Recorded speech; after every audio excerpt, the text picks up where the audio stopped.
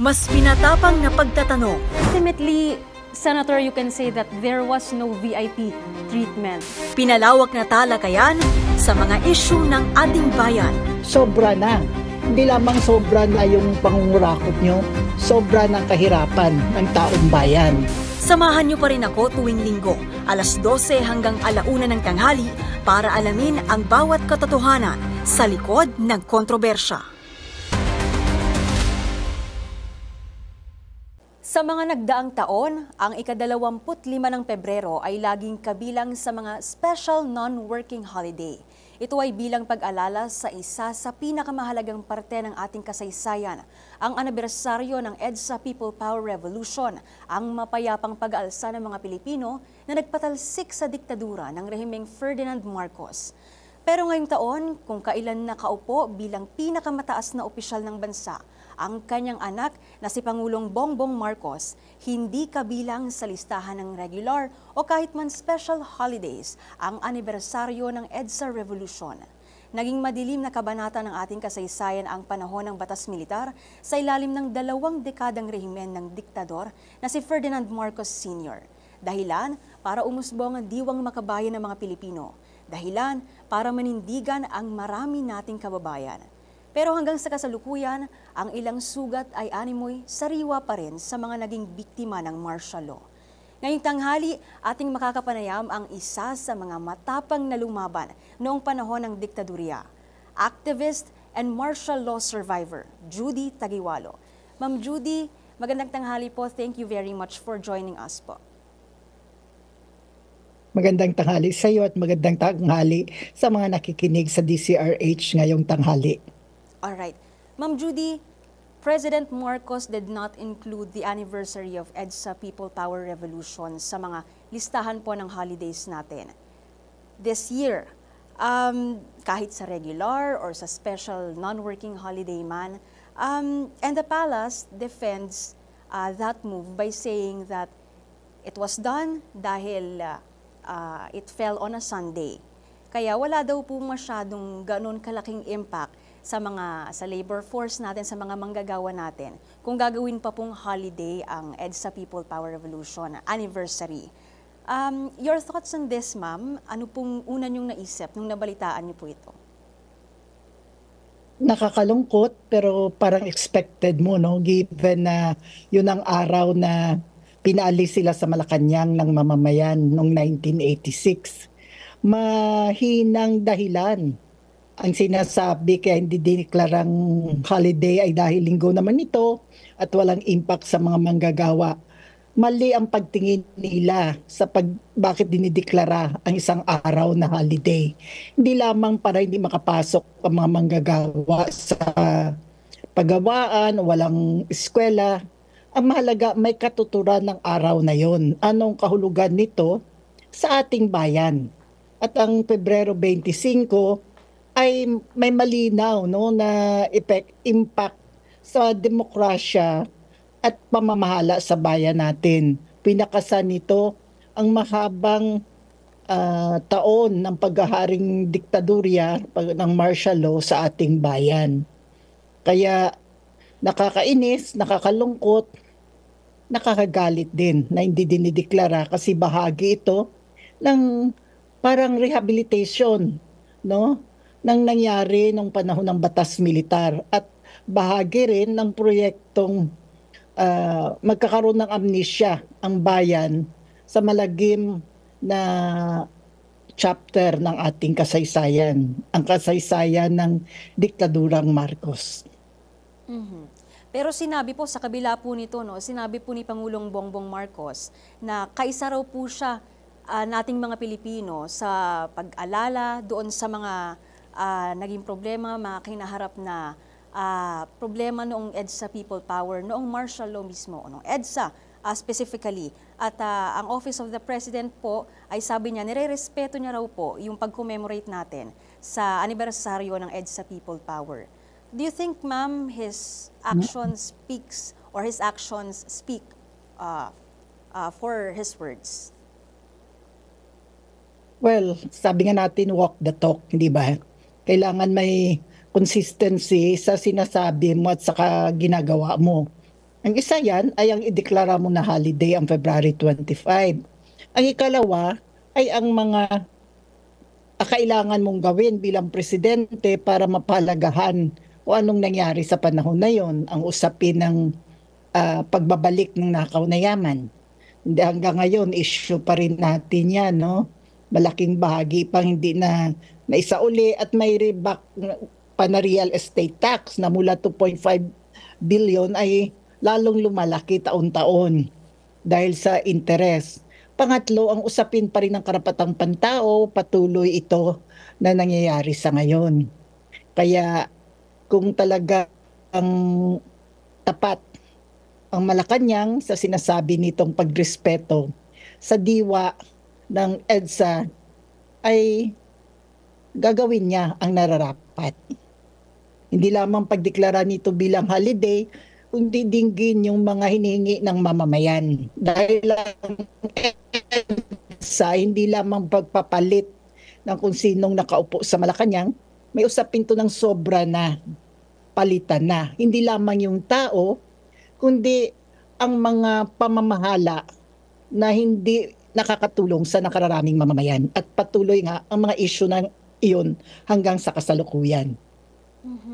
Ma'am Judy, ano po yung espesipikong aksyon na dapat gawin po ni Pangulong Marcos? Ano po yung mga dapat niyang iutos sa kanyang mga gabinete, sa lahat po ng mga opisyal po sa Malacanang para po maisadiwa pa rin po yung kahulugan po ng EDSA People Power para hindi po masayang yung pinaghirapan ng mga Pilipino noong panahon ng pag-aalsa po?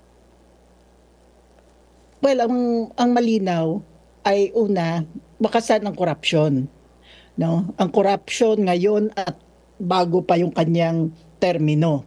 May mga issue pa na hindi settled, ang mga confidential and intelligence funds ng kasalukuyang pamahalaan, kabilang siya ang mga nakaraan. Corruption talaga ang isa sa mga umuubos sa pera ng bayan, dapat napupunta sa mapalipunang serbisyo. Pangalawang issue na hinihingi na pabutihin ang kabuhayan ng mamamayan, di ba? Sobra na. Hindi lamang sobra na yung pangungurakot nyo, sobra ng kahirapan ng taong bayan. Ano yun? Ang babao ng sweldo ng mga manggagawa natin, di ba? Hirap na hirap ang mga magsasaka natin dahil puro lang importation ang ginagawa, maliit ang subsidyo sa agrikultura. Ano pa? Ang usapin ngayon ng budget sa eskwelahan at sa mga ospital. Kahit na may PhilHealth ngayon, tataasan pa ang singil dyan, ay kulang na kulang ho ang pondo ng mga public hospitals. Kaya kapos sa mga medisina, kapos na mga beds, no? Ano pa? Siyempre yung issue ng human rights. Patuloy yan, no? Ang human rights violation, maraming mga nangyari noon sa panahon ng batas militar.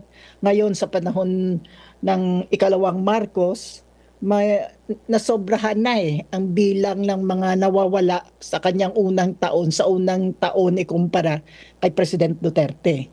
Ang issue ng katarungan para sa mga biktima ng war on drugs, no? Na ang hiningi sana ng mga ina ay mabigyan ng katarungan sa pamagitan ng pagtiyak na mapakinggan ang ICC kung ano ang inihapag niyang katibayan at kailangan niyang katibayan para mahusgahan yung final ng mga ina ng mga pinatay sa war on drugs. Ang usapin ng national sovereignty natin sa panahon ng Marcos dictatorship noon, ang US bases, no? Ang kababaihan, nagmarcha talaga yan, yung Bataan Nuclear Power Plant, no? Ang utang panlabas.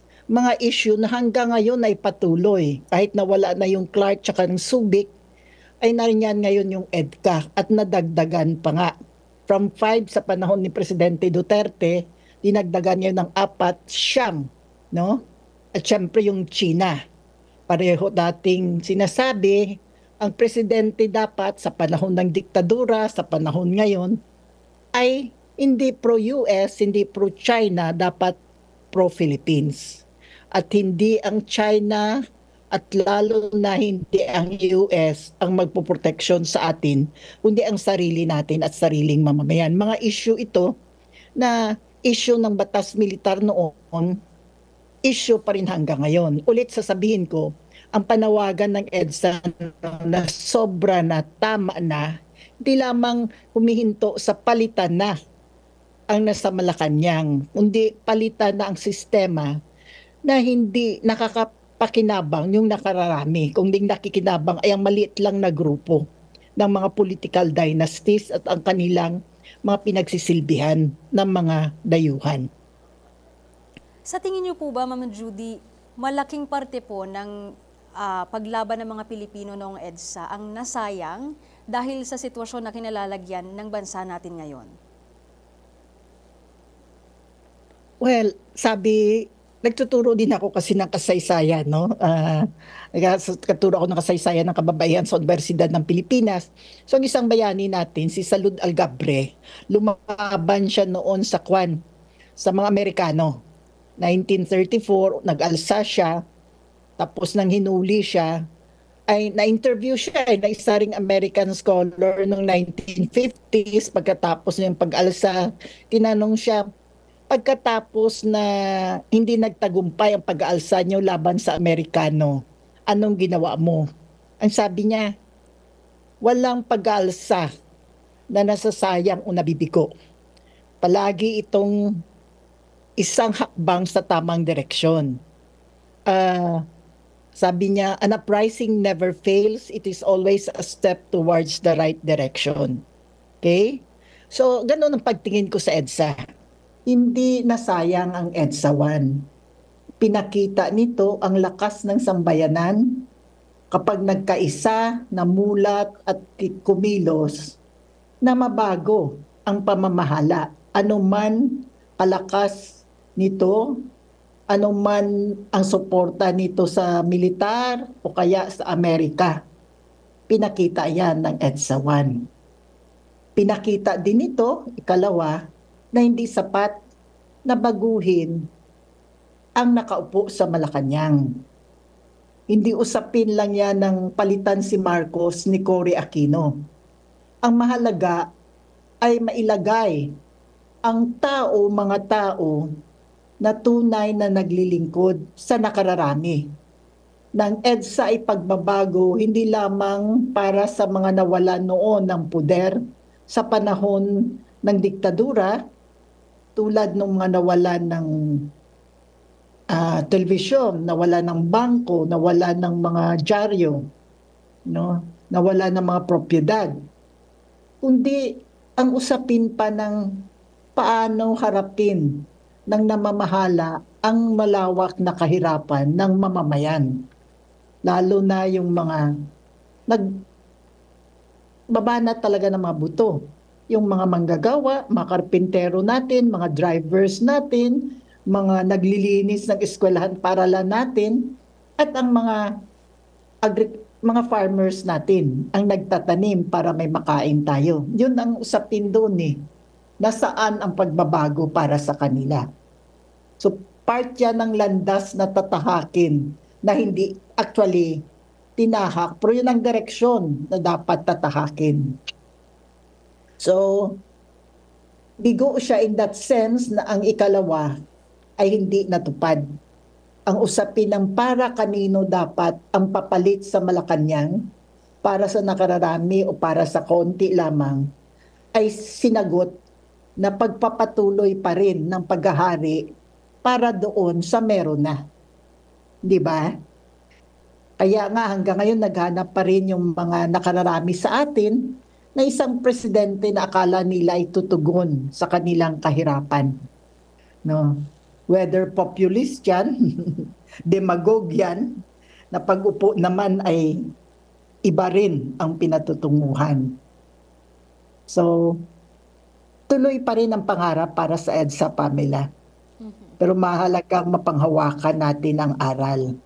At hindi natin dapat bitawan ito kasi isa lang bayan natin Di ba? Isa lang bayan natin. Kaya kailangan tulong-tulong tayong tiyakin na sa tamang landas ito At ang pangarap ng mga nauna sa atin, sina Salud Algabre, ang mga katipunero at katipunera natin, ang mga lumaban sa Japanese noong World War II. Iba? Ang mga nagbuwis ng buhay ng martial law. Hindi lang yan si Ninoy eh. Marami akong kaklase, no? Mga kasamahan sa UP na namatay. Para ang pangarap na yon ay patuloy na bumuhayin, lalo na ng mga kabataan. Katulad mo, katulad ng mga nag-aaral ngayon na hindi pa pinanganak kahit noong 1986. Ang pinaka-bottom line pa rin talaga ay naayos ba ang buhay ng nakararami. Patingin ko malinaw naman yan eh. Whether sa usapin lang ng statistics ngayon, ang pagdami ng nagugutom, ang patuloy na maraming below poverty line, ang patuloy na daing na sobrang taas ng presyo ng bilihin pero ang baba nakapako naman ang sweldo namin. No? So ang pangarap na yan ng EDSA na tama ng kahirapan, hindi lang tama ng diktadura, tama ng kahirapan, palitan na ng mga programa na para talaga sa mahirap, hindi yan natupad. Ang natupad lang ay palitan yung nasa Malacanang. Wakasan ang diktadurang Marcos. Pero beyond that, patuloy pa rin natin ngayon pinapangarap, patuloy pa rin nating minimithi, patuloy pa rin naman nating pinanindigan. Marami pa rin nanindigan na manatili sa bayan natin at buhayin ang pangarap ng isang EDSA na para talaga sa karaniwang tao. Ano po sa tingin nyo, of course, ang EDSA Revolution, hindi lang naman yan, kagaya rin ng sinasabi ng maraming political analysts, historians, hindi siya nangyari overnight, kundi accumulation siya ng maraming events po. Na nagdulot no, ng pagkagising ng diwang makabayan ng mga Pilipino. Pero sa tingin niyo po ba mayroong isang significant na event or pangyayari na talagang nagpaningas ng apoy nung galit ng mga Pilipino na lumaban nung pag-aalsa? Alam naman natin lahat yan. No? Kung nagbabasa talaga ng kasaysayan, umabot yung tinatawag nating tipping point eh. Ang tipping point parang bigas, nagsasaing ka ng bigas, hindi ba? May apoy lang, paunti-unti, tapos kukulo na siya, mag-overflow. May certain point. Pero tipping point lang yan. It wouldn't have happened kung wala yung initial na mga init. So, ang sinasabi natin, ang assassination ni Ninoy Aquino, ang tipping point o siyang nagpakulo talaga, nagpaumapaw doon sa sinasaing ng mamamayan na pag-aalsa. Pero cumulative yung effort na yan. No? Ang mga madre naman bilang lumabas nung panahon ng EDSA 1 nandoon na sila kung mapanood nyo yung Sister Stella L. Maraming madre na nakikiisa sa mga nagwiwelgang mga manggagawa. Nagtayo sila ng mga community-based health programs. No? Nag-train sila ng community health workers. Mga doktor mo kasama nila kasi sobrang taas nga ng serbisyong medical sa panahon na yon. Ang mga estudyante mo, no? Bago pa ng EDSA, pinaglaban na nila ang karapatan na magkaroon sila ng mga student councils at magkaroon sila ng mga campus papers. Ang mga magsasaka, hindi sila naghinto na maghiling ng tunay na reforma sa lupa dahil peke yung PD 21 o yung Presidential Decree 21 na supposedly land reform ni Marcos. So, malinaw na kinikilala natin, naging papel ng assassination ni Ninoy na nag-galvanize talaga sa marami na parang sobra na tama na. Dahil lantaran ang assassination sa kanya Public ang pagbalik niya sa Pilipinas, may kasama siyang mga journalist, internationally renowned siya na opposition, at nagawa nila yon in cold blood sa airport. Parang ang mga nakatira mo sa mga gated villages mo, mga subdivisions mo at that time, na pagtingin nila they could live with him for some time, talagang nakita na wala ito. If they can do that to Ninoy Aquino, if they could do that to the Lopezes before, if they could do that to all those who oppose them, paano na tayo? So for the first time, bago pa nung EDSA, October 21, ang August 21, 1983 ang assassination kay Ninoy. Sa kababaihan, October 28, 1983, first time nagprotesta sila. Sama-sama, ang mga madre, ang mga taga Forbes Park, ang mga Kulyala, ang mga Urban for Women, ito yung Filipino Women's Day of Protest. Lahat yan, cumulative yan, at syempre nangyari nga yung 1985 na election at ang dayaan doon, na maglilid sa atin sa walkout ng, again, kababaihan, ng mga COMELEC na personnel, na nagbibilang doon sa computer yung walkout nila kasi talagang may dayaan na matindi. Hanggang ito na nga, ang usapin na ng alsa ni na Enrile at ni Fidel Ramos. So, that history didn't happen overnight, and it wasn't because of Enrile and Ramos per se or the RAM, but an accumulation, ang pagtitipon ng galit at masamang karanasan ng mamamayan sa panahon ng martial law. Sa kabila po ng mga datos na nagsasabing maraming pinatay noong panahon ng batas militar, sa kabila po ng mga inilalabas na datos na maraming naging biktima ng opresyon, ng represyon, marami pa rin po tayong mga kababayan, mga Pilipino na nagsasabing parang wala na yatang saysay yung pag-alaala o pagbibigay ng diwa doon sa kahulugan ng EDSA People Power. Bakit po kaya nila sa tingin nyo nasasabi yun? Oo nga, talaga man, Well, unang-una na, hindi talaga naging formal na bahagi at malaganap na naibahagi, lalo na sa kabataan, ano ang kasaysayan ng EDSA, anong actual na nangyari. Wala yan sa curriculum eh. Ang sa UP na course on martial law, nito na lang. 2022 na lang yata na institutionalized bilang general education subject. So, hindi siya na naging bahagi ng kultura na pinalaganap ng mga institusyon ng gobyerno nung panahong pinatalsik na sila. So, nagpatuloy ang ang karamihan na naniniwala sa lalo na ng pinalaganap na ngayon sa TikTok, sa YouTube, ang malawak na disinformation, na golden years yung martial law, na likhang isip lang nang walang magagawa ang mga sinasabing human rights violations. At alam naman natin yan, gaano kalawak yan, at fuel dyan, may nagpupondo sa kanila, tiyak. So, mga contributory yan. Pero ang pinaka-importante for me, aside from disinformation, kakulangan sa pagpapalaganap ng kasaysayan at aral ng EDSA sa mga institusyon at eskwelahan natin, ay talagang hindi natupad ang pangarap ng EDSA na maging susi ito sa pagpapabuti sa kabuhayan ng nakararami. Kaya may frustration eh. Kaya may pagtingin na hindi naman totoo yan eh. Yung EDSA na yan na para sa mamamayan, para lang sa kanila yan. So may ganoon na myth-making. At hindi nakakatulong kung lalagi na lang iniugnay ang EDSA sa kay Cory Aquino na lang at kay Ninoy Aquino. Dahil ang EDSA ay hindi lang si Cory at si Ninoy o at mga dilaw.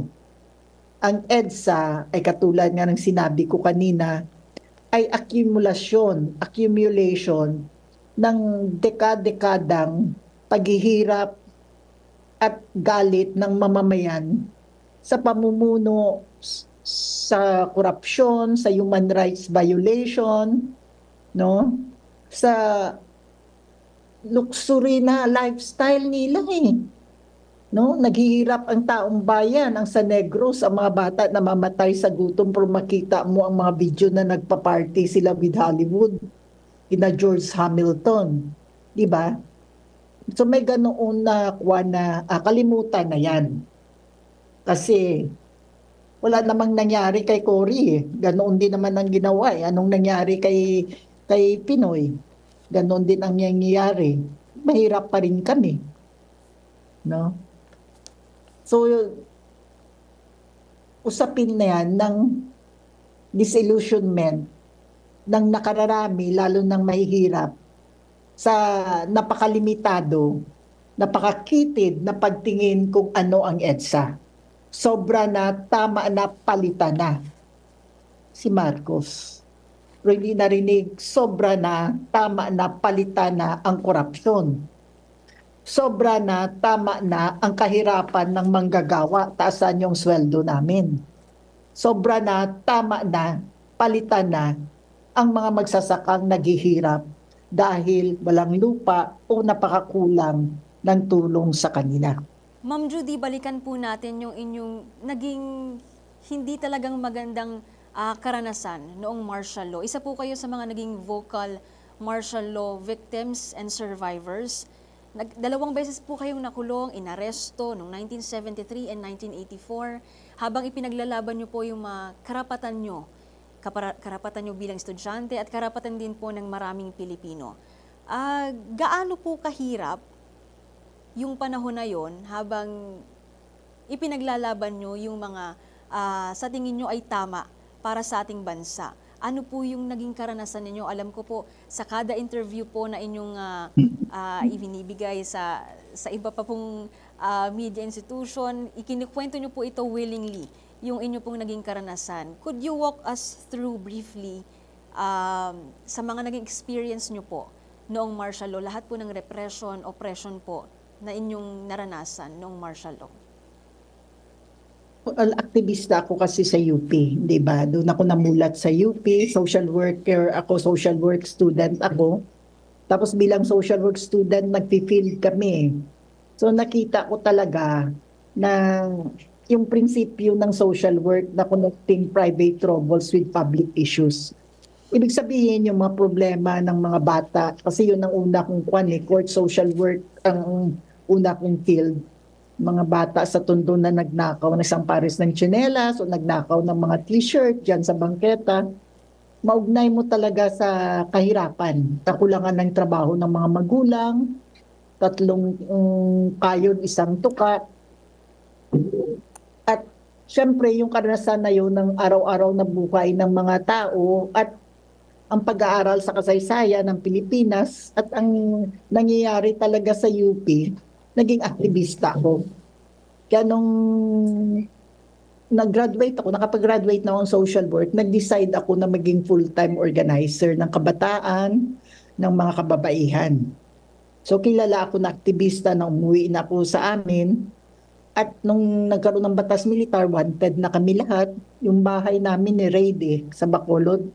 Principal ang tatay ko. Ni-raid ang bahay namin early morning. Wala naman ako doon. So, eventually, mahuli ako. Punta kami sa underground. Ano ba ibig sabihin ng underground? Di ka naman nagkuha ng mga tinatago kayo. Nakikitara kayo sa bahay ng mga magsasaka, ng mga manggagawa. Iba yung pangalan ninyo. Patuloy ang pagmumulat ninyo. Ibig sabihin, ikokontra mo yung mga kasinungalingan na may bagong lipunan na.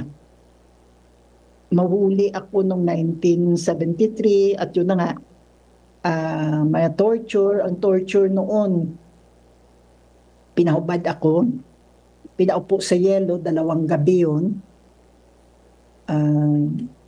Nagkaroon din ng tinatawag na water cure. Nababasa ko lang yan noon na torture sa mga Philippine rebels ng Philippine-American War. Yung pinahiga ka sa bangko, tapos buusan ka ng tubig sa ilong. Yun ang San Juanico Bridge ng tawag ng panahon ng martial law. 2 nights yun and 2 days hanggang makulong na ako sa loob ng kulungan. Malaman ko hindi lang akong nag-iisa na ganoon. May mga na-rape na kasamang mga kababaihan, matindi yung electrocution ng mga ari, ng mga lalaki, no? Mga kabataan, paglulublob ng ulo sa mga inodoro na puno ng dumi. Yung Russian roulette, ang Russian roulette na akala natin sa sine lang na papanood na James Bond. Ito yung may bala sa isang revolver, isang bala nilalagay, pinapagulong, tapos nilalagay sa bibig Tapos kung swerte ka, ikiklik, wala pa yung bala doon. Tinanas siya ni Nery Colmenares. Noong 18 years old siya na detainee. So, at that time talaga, dahil matindi ang kuwan ng represyon, nakatakas kami sa bilangguan at patuloy ako mag-organisa. Nahuli ako ulit ng 1984. By that time, matindi na. Matter of time na lang, alam ng lahat na mahina ng diktadura. So, wala nang torture na physical na ginawa sa akin. Iba ng klase ng torture. Hanggang sa dahil buntis ako nung nahuli nung 84, nanganak ako sa loob ng Camp Crame. Dinala naman ako sa infirmary. Pero doon ako nanganak, pagkatapos ng isang gabi, binalik na ako ulit sa kulungan doon, kung saan rin nakulong si Senator Laila de Lima. No? Nadalaw ko rin siya bago mag-pandemic. Doon kami nakulong. At doon na lumaki ang anak ko hanggang magtutoy siya I mean, nag-birthday siya doon ng 1/85. Dumaya kami several days after EDSA 1. March 1 kami. So nung panahon talaga ng EDSA 1, kasagsagan na nandoon yung mga tao sa EDSA. Nandoon kami sa Camp Crame kung saan nakapwesto si General Ramos. Lalaya lang kami dahil sa EDSA 1. Kung wala yung people power, hindi kami lalaya ng anak ko. At malaking pasasalamat ko sa mga mamamayan na naroon sa EDSA at mga mamamayan, no, na bago pa man ang EDSA ay tumindig na laban sa diktadura. Ako at lahat na bilanggong politikal noon ay nakalaya. Nagpatuloy ako ng aking pag-aaral, nag-masters ako, nag-PhD ako, nagturo ako sa UP. Pero yung paging makabayan na natutunan ko, yung pagtindig sa usapin ng human rights, no? Pagtindig para sa ating soberanya na natutunan ko sa panahon ng martial law, ay dala-dala ko yan bilang professor man at karaniwang mamamayan. Ma'am Judy, maraming salamat po. Maraming salamat po sa inyong oras sa pagsama po sa aming programa dito sa DZRH. Maraming salamat din at maraming salamat sa lahat na nakikinig. Judy Tagiwalo, social worker, activist, martial law victim, and survivor. Magbabalik po ang ating programa.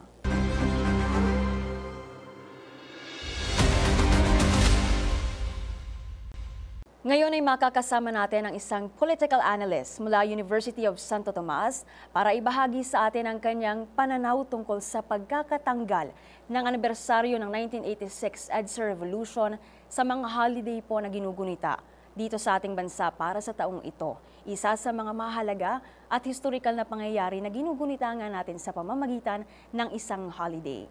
At para rin ipaliwanag sa atin ang kanyang pananaw tungkol sa kung paano ginugunita at inaalala ng mga Pilipino ang 1986 EDSA Revolt. Thank you for joining us today, Professor Dr. Froilan Calilong. Yes, magandang hapon at thank you so much for inviting me again in your show. All right. Dr. Froilan, the moment you saw the list of the holidays in our country for this year, or the moment you knew about the news that the anniversary of the 1986 EDSA Revolution was actually removed from the list of the holidays, specifically doon sa list of special non-working holidays, what went through your mind? What do you think made, or what do you think changed the mind of President Bongbong Marcos dahil nung nakaraang taon naman po, kasali yung 1986 EDSA Revolution sa listahan ng ating mga holiday? Well, for one, there are many considerations that I'm actually thinking. Of course, nandiyan syempre yung political consideration that I think is the number one. No? Makita natin kasi siguro that for many years, no, that we have been celebrating the EDSA People Power Revolution, there was a considerable decrease not only in the awareness, no, but I think also in the involvement of the public with the festivities associated with EDSA. And I think we have seen this no over time. During the first few years after EDSA, we saw a very good turnout no of the crowd and the people that gathered around EDSA and they were there. And I believe this is of course sparked by the promises of the revolution. But over time, as we have seen it, there was a very there was a marked decrease, no, in the amount of or the number of people attending the celebration, and I think this prompted the president to actually uh,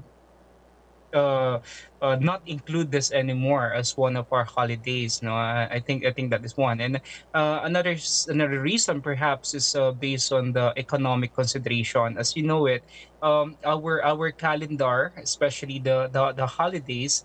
I think over the past few years, it has increased. No, the the number of holidays that we have has actually increased, including of course the Lunar New Year, and included in here, of course, are the Islamic related holidays that we also have. So I think this prompted the president to also not include this anymore in the pursuit of greater productivity, no, so that our day-to-day operations, especially of the private as well as the public sector, will not be hampered by too many holidays. But um, on the flip side, I believe no as a Filipino that this should not have been excluded as one of the holidays that we actually have, especially in our calendar, because of the great impact or the tremendous effect that this revolution has created, not only for our country but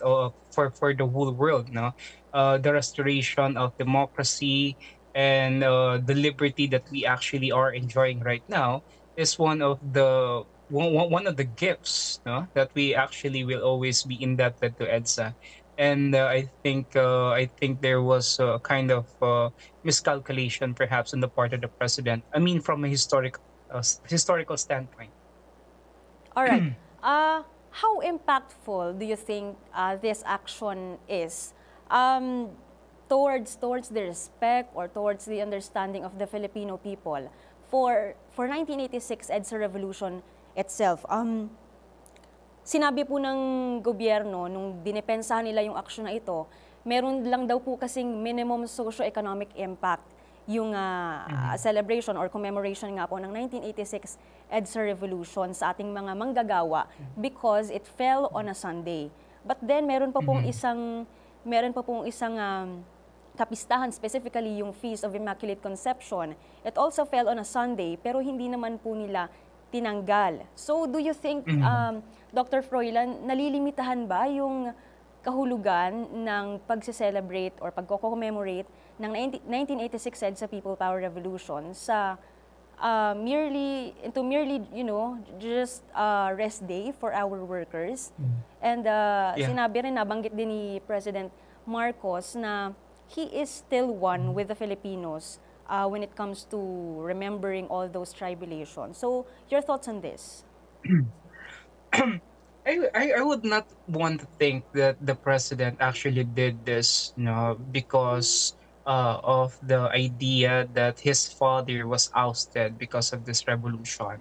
And I think it actually resonates with the idea of unity that his administration or the BBM administration is actually banking on, because when you speak of unity, you're trying to be all inclusive, and any act of divisiveness, in the case of not allowing the EDSA revolution to be celebrated, I think this actually will create some form of divide, no? Because there are still many Filipinos, I believe, that still commemorate and that would like to still remember the good things that EDSA has done for the country. So in the guise of what the president is actually trying to foster and the ideas of unity, I think embracing this holiday is actually one step by which the president could have try to foster a deeper meaning and a deeper appraisal, and also created somewhat a deeper impact, especially in the minds of the public, that indeed we have a president who really would like to move us forward, but at the same time would not like us to forget what we had in the past. So I think basically that the president should have included this, in spite of some reasons, some of which I already gave a while ago. How essential is the commemoration of the 1986 EDSA People Revolution to to our country now, especially considering that um, the highest official of the country is the son of the leader who was ousted through this bloodless revolution? Yeah, that's why if we're going to set aside politics, and if we're just going to look into the historical context of what this revolution actually stands for, and I believe that is, of course, the advancement of our democratic ideals, the restoration of our democratic principles and practices, and the reinstitutionalization of us being a freedom-loving country. Okay, I think this is the essence of what the people power is, or what it was all about. So regardless of whether or not it was connected or it was related to his father's ouster, as a leader, I believe that it is imperative for him to actually look into the collective impact of this momentous event. No, and not and be able to detach it or to delineate this event, which is of course a part of our history, to something of a personal attachment to him. Okay, in that way, he will be able to be more of a healing president. Somebody who will really who tries to necessarily embrace the idea of being one with the past and accepting it, whatever problem it had created or it had brought to his family. But then again, it must resonate, or it should actually resonate, with the collective ideals of what we stand for, and that is, of course, democracy, liberty, and the desire for freedom. And this is something that we became famous for. I mean, during the EDSA revolution, this revolution was not just a movement in the Philippines, no, but it was replicated in many different countries. So I think that alone could very well speak of the importance of this event.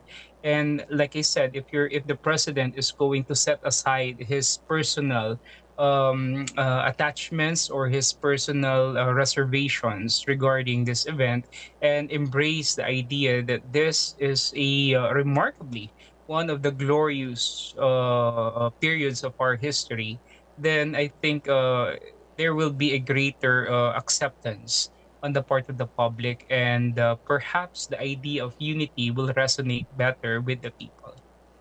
All right. Some people don't see anymore the relevance of commemorating the EDSA People Power Revolution. Sinasabi po ng iba na hindi na daw po kailangan dahil para pa sinasabi nila na wala nang saysay, no, yung pag-commemorate. Why is that so? Well, I think one of the reasons is the apparent failure of the liberal democratic regimes, that came about after EDSA. I mean, the post-EDSA administrations, I think, they failed to deliver the promise of EDSA. No, they failed to actually